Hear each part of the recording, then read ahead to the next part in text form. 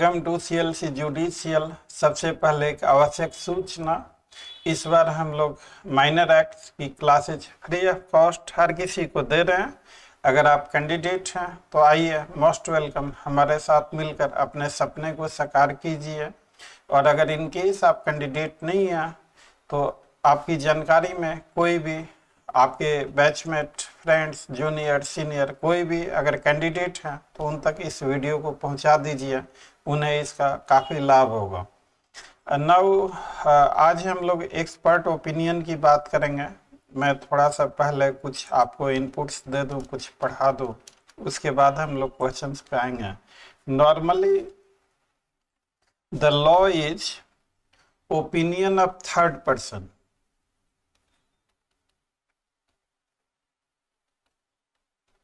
Opinion of third person is irrelevant, but section 45 is an exception to this general rule। आप देखेंगे section 45 से लेके 51 तक these sections हमें ये बताती हैं कि when opinion of third person can be relevant। This is number 1। अब वैसे भी मैं हमेशा कहता हूँ लॉ कॉमन सेंस से बाहर नहीं है, तो जो उस सब्जेक्ट का एक्सपर्ट है तो उसका ओपिनियन रेलिवेंट होगा। रेलिवेंट मीन्स कोर्ट उस पर विचार करेगी। एक्सपर्ट का ओपिनियन भी टेंटेड हो सकता है, he is also a human being. उस पे भी सर्दी, गर्मी और बरसात मैं मजाकिया लहजे में सर्दी, गर्मी, बरसात मतलब वो भी इन्फ्लुएंस होता है इन चीज़ों से। उसके ओपिनियन को प्रोक्योर किया जा सकता है। तो अगर एक्सपर्ट ओपिनियन भी अगर इलॉजिकल या इनकंसिस्टेंट है तो उसको इग्नोर करने में कोई बुराई नहीं है। Opinion of expert is relevant but it is not conclusive. तो दिस इज अबाउट ओपिनियन। अब नाउ क्वेश्चन इज हियर कि opinion, what is the meaning of opinion? It has not been defined under the statute. So therefore a question arises, what meaning would have been given to the word opinion? If you are trapped into such a situation, then the easiest way to refer to the dictionary, opinion means the belief. Opinion मैं देखिए इसको बगैर मतलब अपनी मर्जी से natural opinion को परिभाषित करने के लिए आपके पास दो विकल्प हैं। एक तो आप किताबें उठाइए और दे रट्टा मारना शुरू कर दीजिए। दूसरा, आप सोचिए कि ओपिनियन किसे कहते हैं। तो law is a thinking subject. हम लोगों का मिशन भी यही है कि जो फ्रेशर्स हैं, एलएलबी पास आउट करते हैं, तो कुछ लोग कंपटीशंस की तरफ भाग जाते हैं, कुछ लोग लिटिगेशन, कुछ लोग जॉब ज्वाइन कर लेते हैं। तो लॉ की सही जानकारी कंसेप्चुअलिटी के साथ, आइदर आप कंपटीशन के लिए अगर सही जानकारी आपके पास है, कंसेप्चुअलिटी है, तो कंपटीशन आपका गारंटीड होगा, रिजल्ट सक्सेसफुल होगा। आप अच्छे जुडिशियल ऑफिसर बनेंगे, अच्छे जजमेंट पास करेंगे। अगर कंसेप्चुअलिटी क्लियर नहीं है तो फिर जज भी बन गए तो भी आपको इश्यूज रहेंगे ही रहेंगे। मोर ऑफन आपके जजमेंट चैलेंज होंगे, अपील, एनीवे।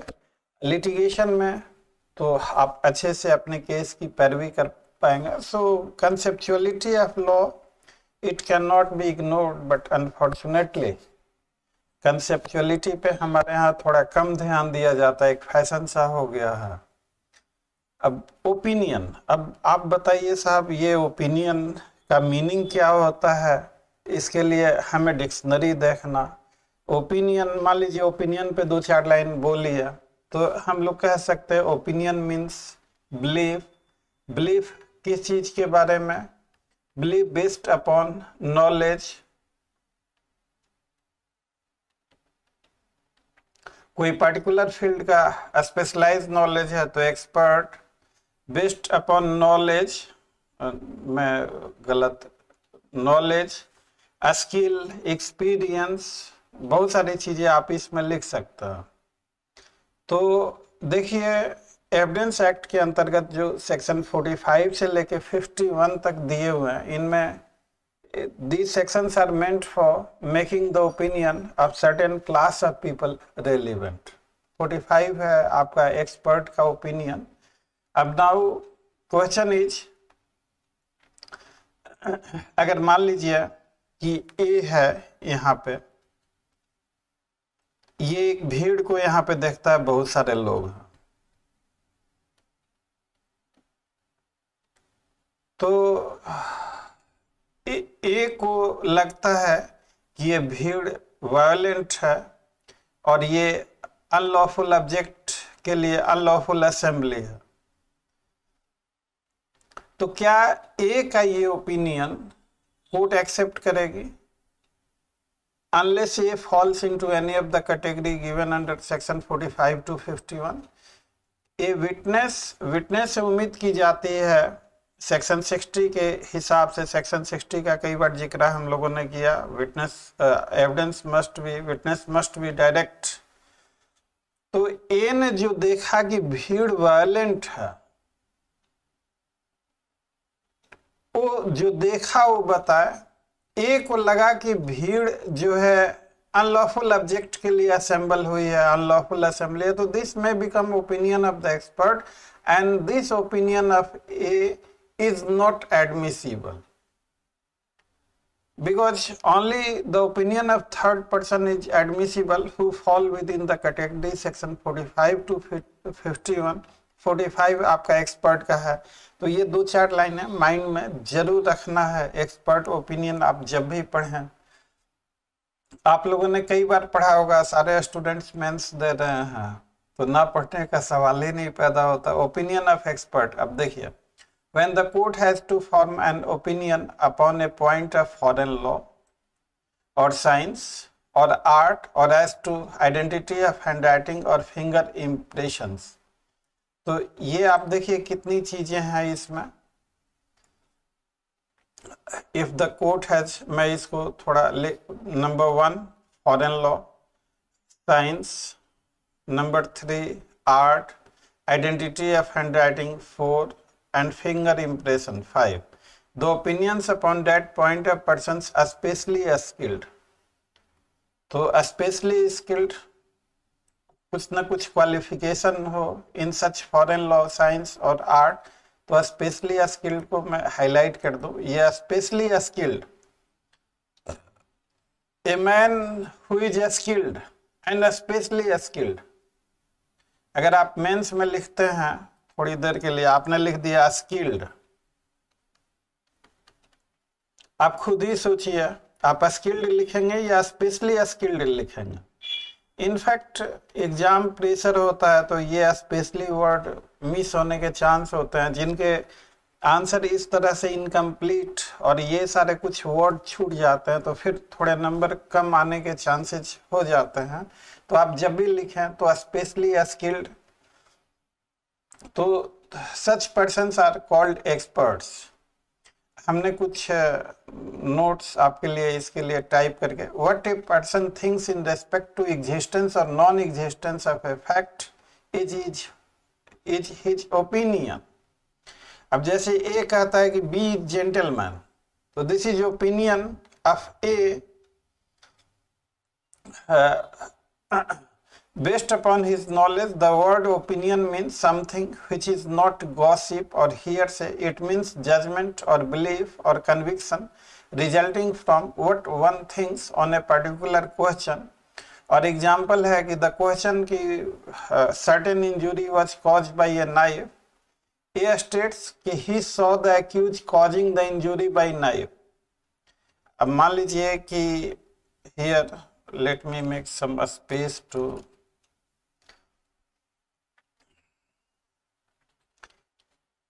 ए ने अपनी आंखों से देखा कि बी को कोई आदमी, ये एक्स है, इसने चाकू मारा, तो ए बिकम्स विटनेस। ये जो बी को इंजरी हुई है, तो ए ने जो देखा वही ए बताएगा। एक अगर यह स्टेटमेंट होता है कि बी को जो इंजरी हुई है वो चाकू से हुई है, तो it becomes opinion. An opinion of A unless he is expert or unless he falls within any of the section from 45 to 51, the opinion of A is inadmissible. Why? The general law that opinion of third person is inadmissible is not relevant. लेकिन अगर वही कोई forensic expert है तो उसने इस incidence को witness नहीं किया, लेकिन वो ये बता सकता है कि इस तरह की इंजरी इस तरह के चाकू से हो सकता है। तो देयर इज ए डिफरेंस। थोड़ा सा मैं इलेबरेट, आपको सब बहुत लेंदी है, अनलिमिटेड। आपके एग्जाम पर्पज से ये 2-4 चीजें आपको अपने आंसर में जरूर लिखना है। And it is function of the court to form its own conclusion और opinion on the facts stated. तो कोर्ट के पास जो भी फैक्ट आता है from the expert, from the eye witness, from the other witnesses, thereafter court has to formulate its own opinion on the basis of facts of the case, on the basis of the law. तो opinion or the impression of a witness that it appeared to him from the conduct of a mob that they had collected for an unlawful purpose, तो ये opinion हो जाएगा inadmissible to prove the object of the assembly. There are, however, cases in which the court is not in a position to form a correct opinion. अब सवाल ये पैदा होता है कि ऐसे इंस्टांसेज हो सकते हैं कि court is not in a position to frame a correct opinion. तो वैसे केसेज में those who are specially skilled in that field, there help is taken, and therefore ये जो सेक्शन 45 से लेकर 51 तक है, this is considered as an exception to the general rule that opinion of third person is irrelevant. तो वहाँ पे due to exception, because section 45 is based upon doctrine of necessity, जरूरत है, तो हम लोग इसको ऐसे कह सकते हैं। और rule admitting expert evidence is founded on necessity। Video को पॉज करके कंटेंट नोट डाउन कर लीजिएगा। और an expert is not a witness of fact. Expert ने इंसिडेंट्स होते हुए नहीं देखा। अब जैसे मान लीजिए कि एक्सपर्ट डेड बॉडी है, उसका पोस्टमार्टम कर रहा है, तो डेड बॉडी पे किस तरह से अटैक किया गया या किस तरह से मारा गया उस आदमी को, तो वो एक्सपर्ट ने नहीं देखा। लेकिन जो expert, forensic expert, postmortem autopsy surgeon, postmortem expert जो है, वो अपने स्किल्ड नॉलेज के बेसिस पे जो कॉज ऑफ डेथ और इन सारे चीज़ों को वो एसरटेन कर सकता है। And therefore since the expert is not a witness of fact, therefore his opinion, his evidence is really of an advisory character. इसको आप जरूर लिखिएगा एग्जाम में। An expert opinion will not be read into evidence unless he is examined before the court as a witness and is subjected to cross examination. तो expert को court में आना पड़ेगा। A doctor's opinion as to age of a person based on his or her height, weight and teeth does not amount to legal proof of age of that person. लेकिन अगर evidence, ossification test, x-ray plate examination, तो that is held to be admissible. Ram Swaroop versus state का case है। विलायत खान का एक important case है, वहाँ पे there was conflict between opinion of expert and opinion of eye witness. तो opinion, there was a conflict between opinion of expert and testimony of eye witness. मेरे मुंह से स्लिप होके ओपिनियन ऑफ आई विटनेस निकल गया। आई witness opinion नहीं देता, उसने जो देखा वो बताएगा। जस्ट स्लिप ऑफ टंग, उसको आप उस पर ध्यान नहीं दीजिएगा। तो अब मान लीजिए कि कोई ऐसा सिचुएशन हो कि there may be conflict between a statement of eye witness and expert opinion. तो ये कोई रूल नहीं है कि हमेशा एक्सपर्ट ओपिनियन ही प्रिवेल करेगा। अब मान लीजिए थोड़ी देर के लिए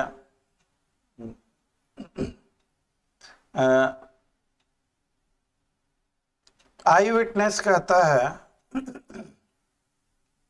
for example I witness court में आता है और कहता है कि आई विटनेस ने देखा बी ने जो है ए को पीटा डंडे से, ए को चोट लगी।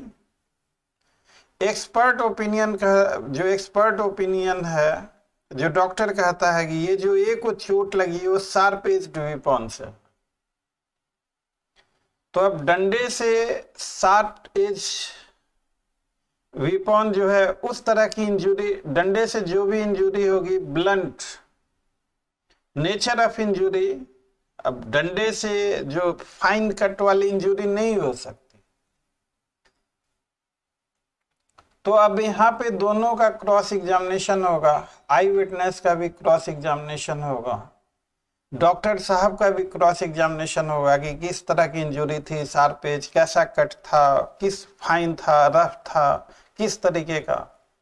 तो क्वेश्चन इज दिस कि we can not have a rule कि अगर कन्फ्लिक्ट है तो आई विटनेस की मानेंगे या एक्सपर्ट की मानेंगे। जिस किसी का भी टेस्टिमनी व्हिच इंस्पायर्स कॉन्फिडेंस वो मानी जाएगी।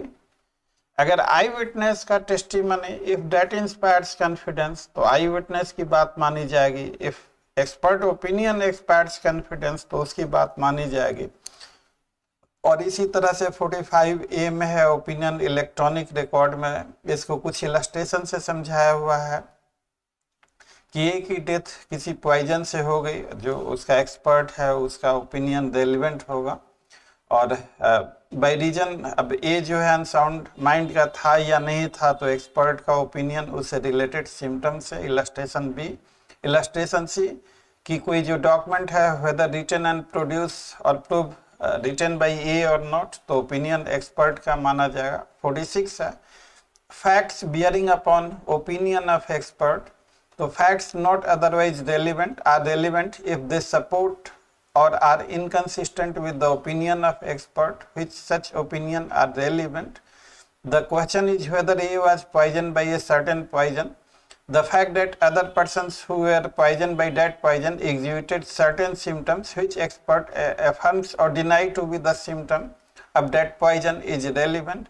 तो एक्सपर्ट ओपिनियन से कंसिस्टेंट फैक्ट भी और इनकंसिस्टेंट फैक्ट भी दोनों ही रेलिवेंट होगा और कोर्ट उन सारे फैक्टों पे विचार करेगी। और उन सारे फैक्टों पे विचार, जो एविडेंस में फैक्ट है कोर्ट के रिकॉर्ड में, तो उन सारे फैक्टों पे विचार करने को हम लोग अप्रिसिएशन ऑफ एविडेंस कहते हैं। अगला इलस्ट्रेशन है the question is whether an obstruction to a harbour is caused by a certain sea wall, the fact that other harbour similarly situated other aspect but where there were no such sea wall began to be obstructed, तो ये भी एक आपका relevant होगा। Section 47 है opinion as to handwriting when relevant, तो handwriting दो तरीके से, एक्सपर्ट ओपिनियन से, और दूसरा तरीका 47 में दिया हुआ है when the court has to form an opinion as to the person by whom document was written or signed, the opinion of any person acquainted with the handwriting of the person by whom it is supposed to be written or signed and that it was or was not written or signed by that person is a relevant fact. Explanation दिया हुआ है, a person is said to be acquainted with the handwriting of another person when he has seen that person write. अब देखिए यहीं पे आप लोगों को समझना है, acquainted मतलब जानकार, मैं आपकी हैंडराइटिंग पहचानता हूं और मेरे सामने आया कि ये आपकी हैंडराइटिंग है या नहीं है, तो कहीं कहीं लॉ में डिफरेंट मीनिंग मिल जाते हैं। एक्वेंटेड वर्ड जो है इसका आप डिक्शनरी मीनिंग देखिए और एक्वेंटेड चीज को, एक्वेंटेड वर्ड को एक्सप्लेन किया गया। A man can be acquainted only when he has seen that person to write. तो ये पर्स, मैं इसको दोबारा फिर से आपको पढ़ के सुनाता हूँ। ये हम लोग हमेशा बेयर एक्ट पे ही फोकस करते हैं और बेयर एक्ट ही कॉपी पेस्ट करके लिखा हुआ है यहाँ पे। A person is said to be acquainted with the handwriting of another person when he has seen that person write, or when he has received document purporting to be written by that person in answer to document written by himself to under his authority and addressed to that person when in the ordinary course of business document purporting to be written by that person have been habitually submitted to him। तो ये business से related है। हम लोग चूँकि time कम है और evidence act conclude करना है, तो आपको कोर्स ऑफ बिजनेस 13 में भी, 32 क्लॉज 4 में भी और आगे भी 114 में भी इलस्ट्रेशंस में, तो उसको अभी मैं अभी स्किप कर रहा हूँ क्योंकि फिर एविडेंस एक्ट का सीरीज नहीं कंप्लीट हो पाएगा। हम लोग केवल इम्पोर्टेंट टॉपिक कर रहे हैं। तो यहाँ पे एक्वेंटेड का मतलब हु हैज सीन। अब मान लीजिए कि थोड़ी देर के लिए ए को चोट लगी, इसे हॉस्पिटल ले जाया गया, इसका एमएलसी बना, जिस डॉक्टर ने एमएलसी बनाया उसका ट्रांसफर हो गया या वो अब नहीं है।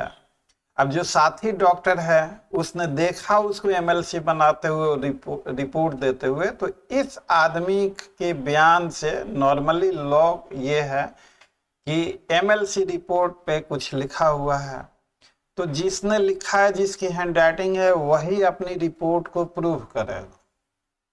अब इन केस वो डॉक्टर कहीं चला गया या नहीं है, या उसका पता ठिकाना कोई नहीं है, या ही इज नो मोर, तो दूसरा डॉक्टर जो उस समय वहां मौजूद था, ही has seen that person right, he has seen that person right, तो इसका ओपिनियन, तो हैंडराइटिंग के संदर्भ में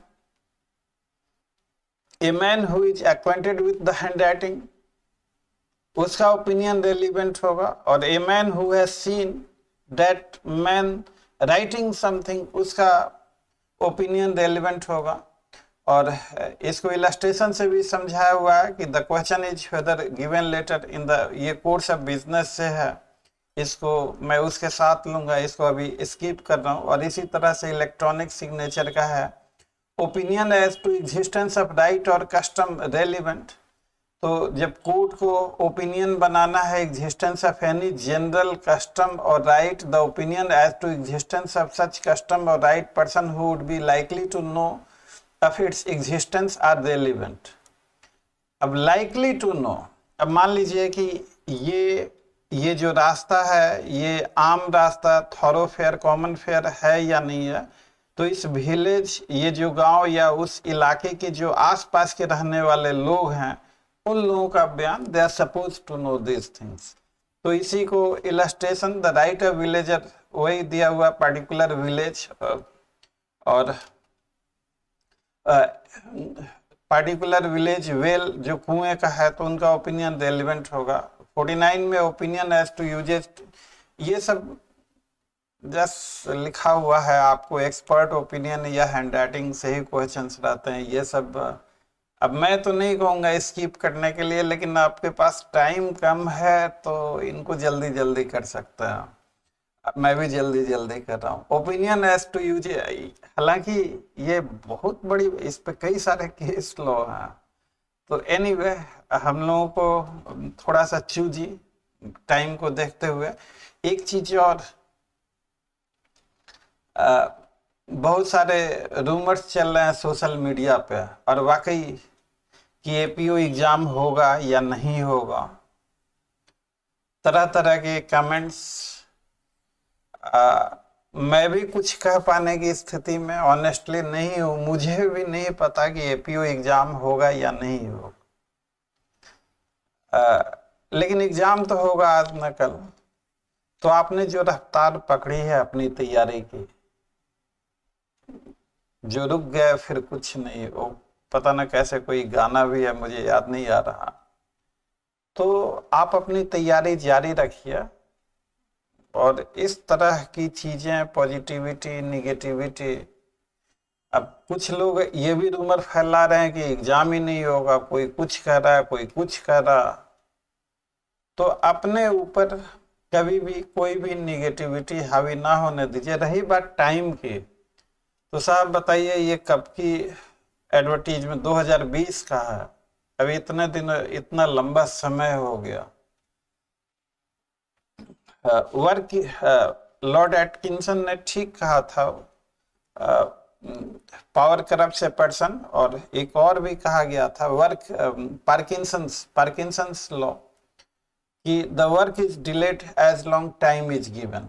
तो एनीवे मैं बस इतना ही अपील करूंगा कि उन चीजों पे ज्यादा ध्यान ना दें, जो होगा वो सबके लिए होगा, आप अपनी पढ़ाई जारी रखें। नेक्स्ट है opinion on relationship when relevant. तो कोर्ट को कोई रिलेशनशिप के बारे में कोई ओपिनियन बनाना है, तो any person as a member of family का मेंबर या has a special means of knowledge, तो वो बनाया जाएगा। और provided that such opinion shall not be sufficient to prove a marriage in preceding Indian Divorce Act, और इन सारे offence के प्रोसिक्यूशन में मेयर ओपिनियन के बेसिस पे किसी को सजा नहीं हो सकती, एविडेंस के प्रूव होने पे ही सजा हो सकती, इसलिए ये लिखा हुआ provision. Illustration: the question is whether A and B were married. The fact that they were usually received and treated by their friend as husband and wife, ये relevant है। The question is whether A was the legitimate son of B. The fact that A was always treated as such by members of the family, relevant। तो ये family members या those who has a special means of knowledge of that relationship, तो उनका opinion relevant होगा। और ये जो opinion है so far as relationship के बारे में, अब मान लीजिए ये मैं प्रोविजो थोड़ा समझा दूं, ये समझने में थोड़ा इशू हो सकता है, मैं भी जल्दी में रहता हूं। तो अब ना वो इसी ए और बी मैरिड हैं, अब ए का कोई अफेयर है सी के साथ, डी आता है कहता है कि ए का सी का और ए और सी ने शादी कर ली है। डी जो है ए का डिस्टेंट रिलेटिव है और बी का भी डिस्टेंट रिलेटिव है। तो अब नाउ क्वेश्चन इज की रिलेशनशिप जहां क्वेश्चन में है, तो वहां पे फैमिली मेंबर्स का स्टेटमेंट या उनके जानकार लोगों का स्टेटमेंट रेलिवेंट होगा। तो डी का जो ओपिनियन है so far as relationship A and C are living as husband and wife, तो ये डी का ओपिनियन डिपेंड्स कि fact and circumstances of case. Relevant का ये मतलब नहीं होता कि कोर्ट उसको मानने के लिए बाध्य है, कोर्ट विचार करेगी during appreciation of evidence, and this opinion of D is not relevant to prosecute either any of the preceding Indian Divorce Act। पहले का है तो पहले का ही लिखा हुआ, और ये जो सेक्शंस हैं 494, 495, 497, 498, तो इसको इसी तरीके से रखिएगा। And 51 grounds of opinion when relevant, तो whenever the opinion of any living person is relevant, the ground on which such opinion is based are also relevant। तो मान लीजिए कि मैं थोड़ा यहाँ और एक दूसरे फैक्ट्स, मेरे एक केस में, केस का फैक्ट लंबा चौड़ा है, मैं काफी टाइम लगेगा, मैं शॉर्ट में बताता हूँ। ए ने बी का मर्डर किया। मर्डर कैसे किया? उसे जो है चाकू मार के, करीब उसको 30 से 40 चाकू मारे, पूरे कमरे में खून फैल गया, सब जगह खून फैल गया, पूरे बिस्तर में चाकू, बड़ा सा चाकू, शरीर पे चाकू के जख्म भी मिला। कोई आई विटनेस नहीं था, ये फरार था, ये पकड़ा गया। पुलिस का वर्जन है कि ये अपना खून से जब चाकू मारा तो एक एक कपड़ों में खून लग गया। ये जो है अपना खून से सना हुआ जो शर्ट था उसे साफ कर रहा था। ये जो है, नहीं ऐसे था, ये जो है, ये हमारे केस का फैक्ट है, ये जो है खून से सना हुआ शर्ट साफ कर रहा था, लेकिन पैंट को साफ नहीं कर पाया। शर्ट को भेजा गया, प्रोसिक्यूशन का केस है कि खून से सना हुआ शर्ट जो था ये ने उसे साफ कर दिया था। पैंट पे एक्सपर्ट साहब को, ये पैंट है मान लीजिए, मुझे फिगर बनाने नहीं आती, यहाँ पे थाई पे 1 ड्रॉप खून का था।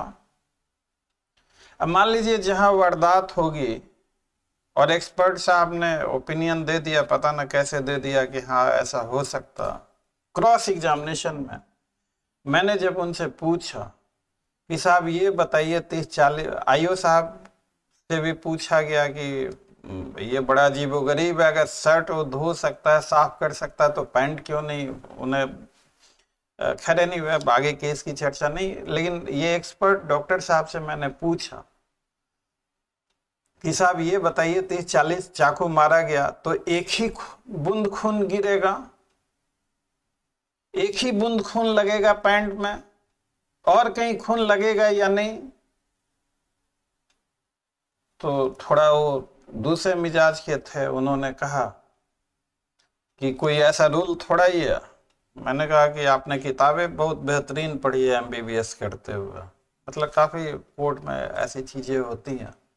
मैंने फिर उनसे आगे पूछा कि ये खून का पैटर्न, खून किसी ने लेके लगा दिया या वारदात में खून गिरा है, खून के पैटर्न जो उसके छींटे वगैरह और वैसे वो।